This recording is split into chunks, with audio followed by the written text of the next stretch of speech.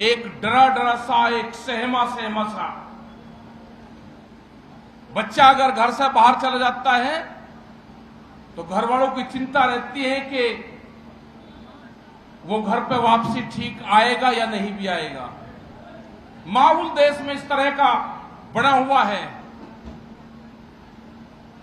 समाज को तोड़ने का काम राजनीतिक लोग कर रहे हैं, वे लड़ाने का काम करते हैं, लेकिन ये संयुक्त मोर्चा उसको जोड़ने का काम करता है। 9 महीने से यही तो हुआ।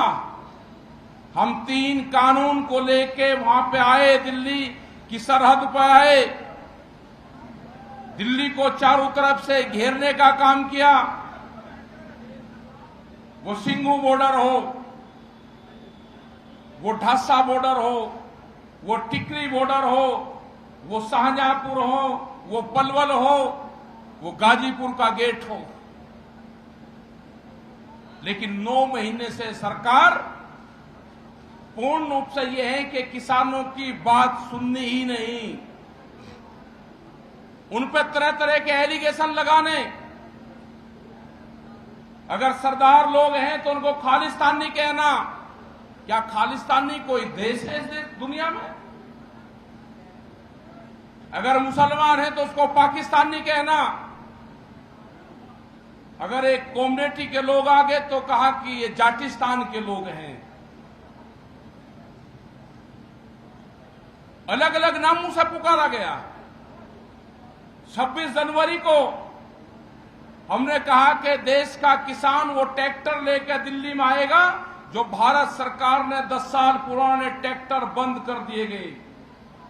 वे एनजीटी के ऑफिस को और दिल्ली सरकार को हम दिखाना चाहते हैं, भारत सरकार को, कि 10 साल पुराना ट्रैक्टर हमारे खेत में भी चलता है और दिल्ली की चमचमाती सड़कों पे भी चलता है।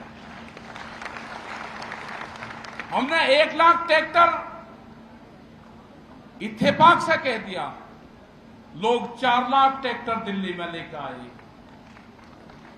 हमने कहा कि 26 जनवरी में जो दिल्ली में किसान बट्टा है वो तिरंगे झंडे के साथ में अपने ट्रैक्टर पे नेशनल फ्लैग लगा के जाना चाहता है। उन्हें षड्यंत्र रचा। हमने 4 लाख से ज्यादा तिरंगे झंडों के साथ में दिल्ली में मार्च करा। उन्होंने उस मार्च में धोखा किया। योगेंद्र यादव जी यहां पे हैं, ये उस मीटिंग में थे, डॉक्टर साहब उस मीटिंग में थे, युद्धवीर सिंह जी उस मीटिंग में थे, जिसमें रूट तय करके दिए गए। उन रूटों पे बैरिकेडिंग करा गया अगले दिन 26 तारीख में, और दिल्ली के जाने वाले रास्ते खोला गया प्रशासन के द्वारा। दिल्ली में गाड़ी चलाने वाले लोगों को दिल्ली के रास्तों का नहीं पता। हमारे गांव के लोग ट्रैक्टर लेकर दिल्ली में आए, उनको दिल्ली के रास्तों का पता है, लेकिन उनको एक षड्यंत्र के तहत लाल किला जो डालमिया की प्रॉपर्टी हो चुकी है उस पर लेके गए। उसमें एक धार्मिक झंडा वहां पे फहराया गया। धार्मिक झंडा अगर किसी ने खाली पाइप पे फहरा दिया तो उसकी क्या धाराएं लगती है? इनको झंडे से कोई लगाव नहीं है, इनको राष्ट्रीय फ्लैग से कोई लगाव इनको नहीं है। इन्होंने अपने नागपुर के अपने कार्यालय पे 1995 से पहले कभी वहां पे झंडा फहराया ही नहीं, नेशनल फ्लैग। इनके मुख्यमंत्रियों ने हाई कोर्टों की बिल्डिंग के ऊपर राष्ट्रीय ध्वज की जगह भगवा झंडा फहराया। अभी किसी की डेथ हुई, उस पर तिरंगा झंडा नीचे और पार्टी का झंडा उससे ऊपर। क्या देश का झंडा ये बीजेपी का झंडा होने जा रहा है? शर्म आनी चाहिए। शर्म आनी चाहिए कि राष्ट्रीय झंडे के ऊपर दूसरा ध्वज, ये सब ने देखा। ये 3 कानून का मामला नहीं है। अब मामला है कि देश कैसे बचेगा। अभी बिखरी हैं जमीनें, खेल के मैदान बिकेंगे, मंडियों की खाली जमीनें बिकेगी। उनके भी ऑर्डर आगे के मंडियों की खाली जमीनें इसलिए बेची जाएगी, बोर्ड द्वारा प्रस्ताव कर दिए गए उनके कि मंडियों की आमदनी कम है, इसलिए यहां पे एग्री बेस इंडस्ट्रीज लगाई दी जाए। जिसने आरएसएस की ट्रेनिंग करी होगी, अपने साथियों को, अपने व्यापारी साथियों को वे जमीन 1 रुपए की लीज पे 33-33 साल के पट्टे दिए जाएंगे। ये जमीनें जाएंगी आपकी मंडी की, ये पूरे देश में जाएगी। अभी मध्य प्रदेश में उनके प्रस्ताव आ गए हैं मंडी बोर्ड के। रेलवे बिका है, एलआईसी, एयरपोर्ट, रेलवे स्टेशन, ट्रेनें, खेल के मैदान, इस देश में बचेगा क्या? किसान की जमीन जाएगी। ये कहते हैं कि इस कानून में काला क्या है वो बताओ। हमने कहा कि इस कानून में सफेद क्या है वो बताओ। कह रहे हैं कि सब बदल देंगे इसके अंदर का, लेकिन बाहर का ना बदलवाओ। ये 3 कानून भी बदले जाएंगे। एमएसपी पे गारंटी कार्ड भी चाहिएगा। लूट होती है एमएसपी के नाम पे। जो आपके यहां से 800 रुपए क्विंटल धान की बोली लगती है, एक किसान अपने खेत में उगा हुआ 40-50 क्विंटल धान नहीं बेच सकता। ये एक व्यापारी 10,000 क्विंटल धान कहां बेचता है, वो मंडी स्नूह के किसान को भी बता दो। ये षड्यंत्र है। भारत सरकार कहती है प्रधानमंत्री कि एक फोन की कॉल की दूरी पे हम हैं। हम उनकी बात नहीं समझ पाए, लेकिन जो उनके व्यापारी साथी थे, उन्होंने उस फोन की दूरी की कॉल का महत्व समझा। अकेले रामपुर डिस्ट्रिक्ट मुझे ये उत्तर प्रदेश में है, मुरादाबाद से आगे, वहां पे 11,000 फर्जी सिम खरीदे गए। किसानों का उन सिम पे रजिस्ट्रेशन हुआ, उनके फोन से कॉल हुई, उस फोन पे ओटीपी नंबर आया, किसान का फर्जी रजिस्ट्रेशन हुआ। 11,000 किसान फर्जी तैयार करे गए। जिस बिल्डिंग पे स्कूल खड़ा है, जहां पे कॉलोनी कट गई है, इन व्यापारियों के वहां पे भी खेती होती है। सस्ते में बिहार से जो मंसूरी धान है, जो बिहार और पूर्वांचल के उत्तर प्रदेश के क्षेत्र में पैदा होता है, उस धान की सबसे ज्यादा खरीद पंजाब, हरियाणा, रामपुर, इन पश्चिम के स्टेट में होती है। यहां पे वो वहां 1 किलो भी पैदा नहीं होता, तो उस एक फोन कॉल की दूरी का इस्तेमाल का इन व्यापारियों ने किया। ये देश की जमीन भी जाएगी, ये किसान की जमीन भी जाएगी। अगला टारगेट किसान की जमीन पे है। जिस किसी ने भी क्रेडिट कार्ड बनवाया है, अगर किसी ने 2 लाख का बनवाया, तो बैंक वाले चिट्ठी भेज रहे कि आपका गोल्डन कार्ड बना दिया, आप 5 लाख का बनवा सकते हो। उस किसान का बहुत 2 लाख रुपया देने का नहीं है, आप गोल्डन कार्ड के नाम पे 5 लाख रुपए उसको दे रहे हैं। ये षड्यंत्र है। बड़ी बड़ी कंपनियों पैसे लगा रही है बैंक के माध्यम से। ये ध्यान से सुन लेना, जो किसान क्रेडिट कार्ड है, वही एक दिन किसान का मौत का कार्ड बनेगा।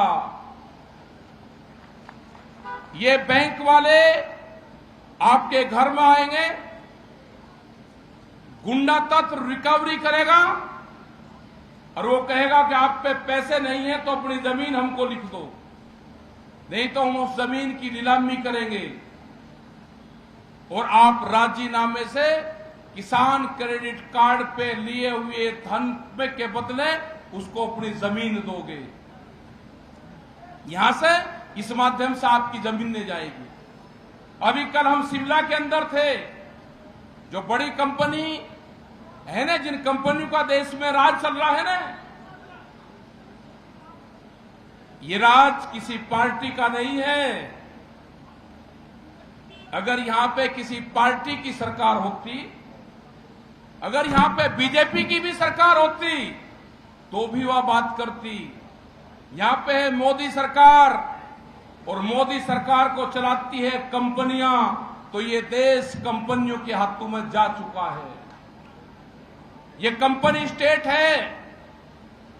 आपने देखा होगा कि आपने 4-5 दिन पहले, 6 दिन पहले एक खबर आई कि अडानी ने 16 रुपया किलो का भाव सेब का कम कर दिया गया। वहां के किसानों ने हमको बुलवाया, हम कल शिमला में थे। उन्होंने कहा कि अडानी ने 16 रुपया कम कर दिया भाव सेब का। करीब 40 जब वो ग्रेडिंग होती है उसकी, उनकी कंपनी में माल जाता है तो 40 कैमरे लगे हुए हैं। जब सेब जाता है तो 1 क्विंटल सेब में से करीब 12 से 13 किलो सेब जो नंबर 1 क्लास का होता है उसको अडानी छांटता है। उसका रेट देता है करीब 40, 45, 40 रुपए के आसपास,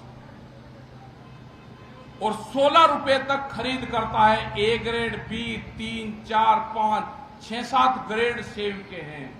हमने तो एक ही ग्रेड देखा। किसी दुकान पर जाते हैं रेडी वाले के यहाँ के भाई सेब दे दे। तो ये हालात हैं। अडानी ने पूरे हिमाचल के सेब के बागानों पे कब्जा कर लिया है। बड़े बड़े गोदाम वहां पर बन चुके हैं, और जो रेट 10 साल पहले था, जो रेट 2011 में था, आज भी उसी रेट पे वो खरीद वहां पे कर रहे हैं। उनका सिस्टम है कि जब माल उनके गोदाम में होगा, उन्होंने अभी 15 से 20 दिन पहले 80,000 सेब की पट्टी उनको मार्केट में उतारा, मार्केट को डाउन किया। जब किसानों की फसलों के रेट कम हुए तो वहां से इस रेट पे खरीद शुरू करी, अपने गोदाम सस्ते रेट में भरेगा और महंगे रेट में आने वाले टाइम पे जनता को बेचेगा। यही आपके फसलों का हाल होगा।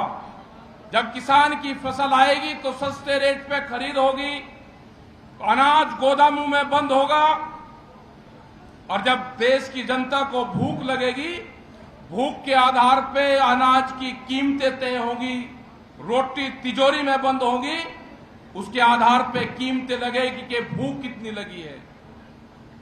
यही हमारा विरोध है कि 3 कानून भी वापसी हो, एमएसपी पे गारंटी कानून बने, और हरियाणा में तो आपकी जमीन छीनने का प्लान आ गया है। अब कोई भी व्यापारी आएगा यहां पे कहेगा कि ये इन लोगों की जमीन में ये जमीन मुझे चाहिए, एक प्रोजेक्ट रिपोर्ट उद्योगपति बनाएगा, सरकार डीएम के वहां पे वो एप्लीकेशन देगा कि ये मुझे 100 एकड़ जमीन चाहिए।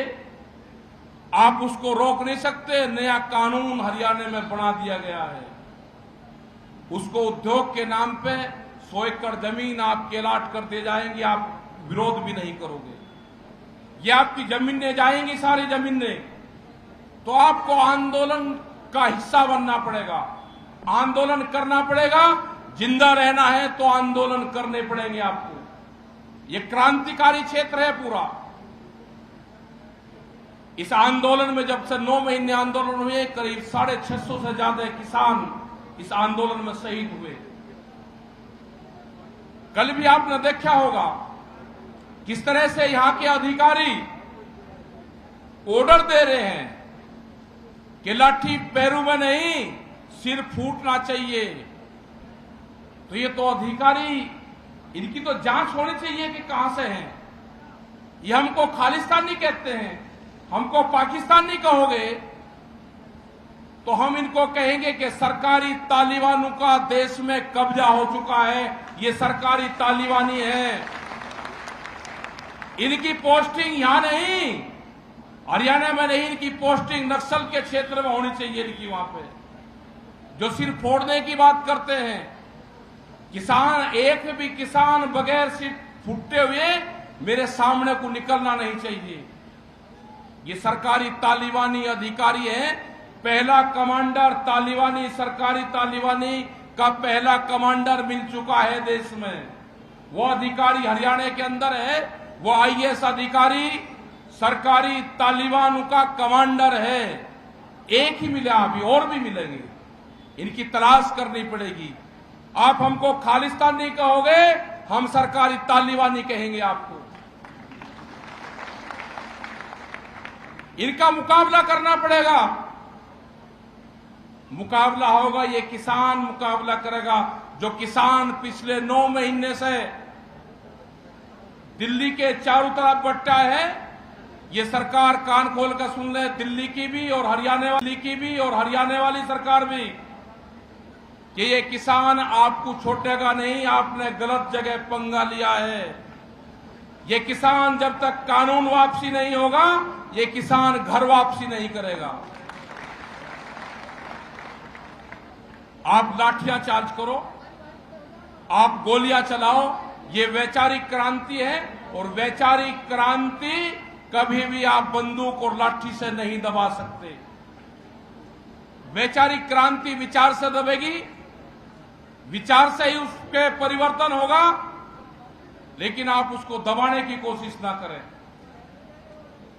यह आंदोलन चलेगा, यह आंदोलन कितना लंबा चलेगा ये भी नहीं पता। लेकिन हताश होने की जरूरत नहीं।